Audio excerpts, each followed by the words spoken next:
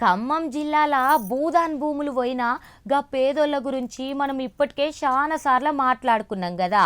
కాంగ్రెస్ వాళ్ళు కాదు కానీ పతిపచ్చపోళ్ళున్న చాలా పార్టీ వాళ్ళు ఆడికే పోతాండ్రు.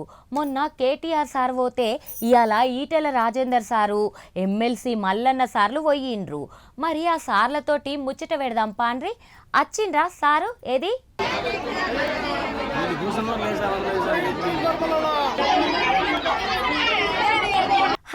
రైట్, వచ్చిండు సారు. కాదే మల్లన్న, మన తెలంగాణ మొత్తంలా గీళ్ళతాననే భూదాన్ భూములున్నాయా? ఇంకా ఏడ లేదా? ఎవలుంటలేరా? అన్నీ ఖాళీగానే ఉంటానయా? మొత్తం తెలంగాణ రాష్ట్రంలో 1,82,000 ఎకరాల భూములు భూదాన్ భూములు ఉంటే అందులో 65,700 ఎకరాల భూములను వివిధ పార్టీల నాయకులు అగ్రకులాలను కబ్జా పెట్టి బతుకుతున్నారు. ఇప్పుడు అబ్బర కొడుక, మరి గీ రేవంత్ సార్కు ఈ లెక్క తెలియదా మల్లన్న? ఓ ఎగేసుకొనొచ్చి ఆఫీసర్లుగా ఏం లేనోళ్ళ ఇండ్లు కూలగొట్టి వాళ్ళ కడుపుల మీద కొట్టే. అవుగాని మల్లన్న, గీ మహేశ్వరంలో ఉన్న నాగారంల సుతుండేగానే భూదాన్ భూములు అన్లెవలుంటాన్రే. మహేశ్వరం పక్కన ఉన్న నాగారం గ్రామంలో భూదాన్ భూములను ఐఏఎస్ ఆఫీసర్లు ఐపీఎస్ ఆఫీసర్లే కబ్జా పెట్టారు. భూదాన్ భూములు పేదవాడు ఇల్లు కట్టుకుంటా అంటేనేమో బుల్డోజర్లు వచ్చినాయి. మరి ఐఏఎస్ ఆఫీసర్లు ఐపీఎస్ ఆఫీసర్లు కబ్జా పెట్టిన దానికి బుల్డోజర్లు ఎందుకు పోతలేవు అని నేను అడుగుతున్నాను.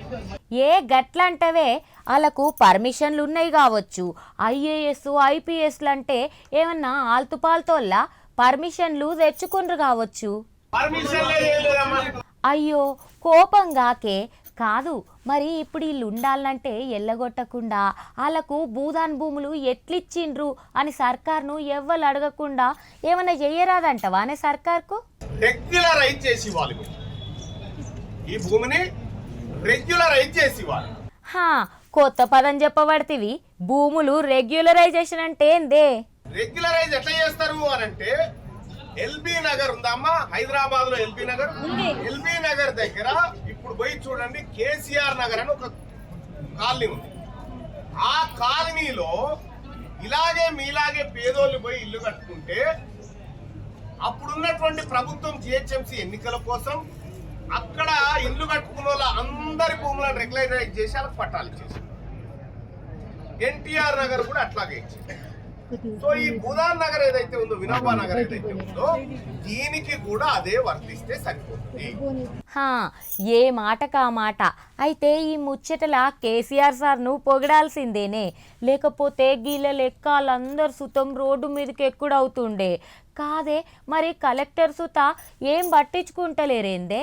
మరి అలా నౌకర్ దీనికి ఏం పని చేయదంటవా? ప్రభుత్వం వెంటనే మీకు పునరావాసం కల్పించాలి, మీకు ఆర్థిక భద్రత కల్పించాలి, మీ ఆరోగ్యాన్ని అన్నింటినీ కూడా ప్రభుత్వం పరిశీలించాలి.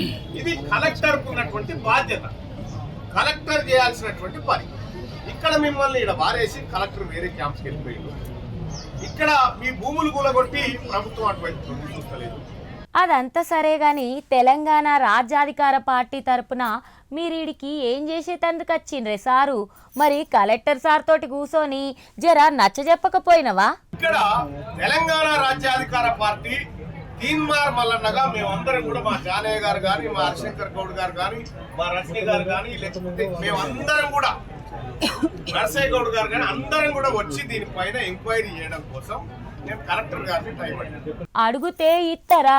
అంత సింపుల్ గా ఇచ్చిండా నే ఎమ్మెల్సీవి అత్తవి? మరి కలెక్టర్ గారిని టైం అడిగితే కలెక్టర్ గారు నేను క్యాంపులో ఉన్నా, నేను అందుబాటులో లేను అని చెప్పారు. సరే, ఆఖరికి కలెక్టర్ సారు కూసుంటా అండా, మాట్లాడతా అండా, అపాయింట్మెంట్ దొరికిందానే?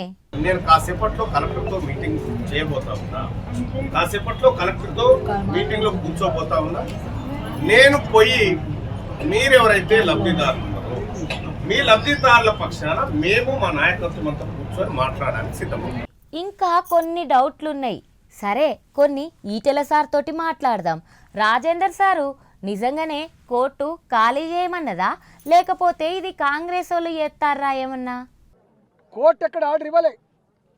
వీళ్ళే కోర్టు మెట్లెక్కి మాకు పట్టాలు ఇవ్వండి, మాకు ఆనాడు 2014లోనే మాకు వాళ్ళు పట్టాలు ఇచ్చిండ్రు, మాకు వీటిని అథెంటిక్గా చేయండి, మా మీద కనికరించమని చెప్పి కోర్టు మెట్లు ఎక్కితే కోర్టు ఏమన్నదంటే చూడమని చెప్పింది. వాళ్ళు ఎంక్వైరీ చేయండి, వాళ్ళ డిమాండ్లు పరిశీలన చేయండి, ఒక వ్యూ తీసుకోమని చెప్తే ఇవాళ CCLA ఇవాళ రెవెన్యూ డిపార్ట్మెంట్ కింద ఉండే CCLA సుమోటోగా కోర్టు చూడమన్నది. కాబట్టి కోర్టు చూడమన్నది కానీ కోర్టు 4000 మంది పోలీసు వాళ్ళతోటి ఉదయం 4 గంటలకు లేచి వచ్చి పిల్లా జల్లా చూడకుండా కట్టు బట్టలను కూడా తీసుకొనియకుండా ఇవాళ మీరు గిట్ల కళ్ళ ముందే కూల్చివేయాలని చెప్పి మాత్రం చెప్పలేదు. అయ్యో కోర్టు చెప్పలేదానే చూసిర్రా, అంటే కాల్సొచ్చినట్టు కూల్సొచ్చిండ్రు అన్నట్టు ఇల్లు కాదే. ఇంతకుముందు మల్లన్న సార్ అండు భూదాన్ భూములు కొన్ని IPS IAS వాళ్ళ తాన ఉన్నాయని, కాదే అసైన్మెంట్ భూములు ఇనాం భూములు సుతం ఉన్నాయి, అవి బయటకు తీయరా ఎందుకే? దీని మీద సర్కార్కు మీరేమన్నా ధమ్కీ ఇస్తారా?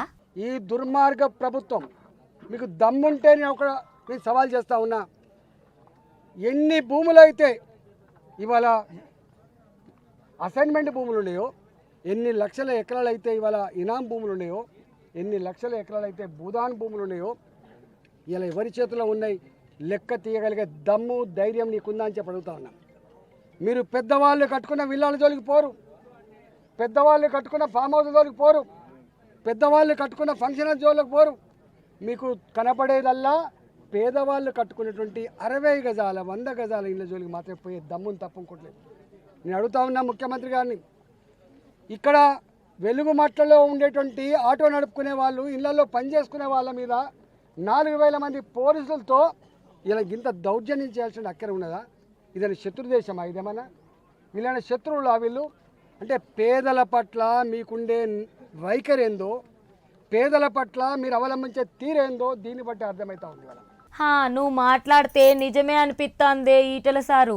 ఏమో గా మల్లన్న సార్ అన్నట్టు రెగ్యులరైజేషన్ చేసినా మంచిగుండు, లేకపోతే ఇంకేడనన్న ఇచ్చినా మంచిగుండు పో పాపం.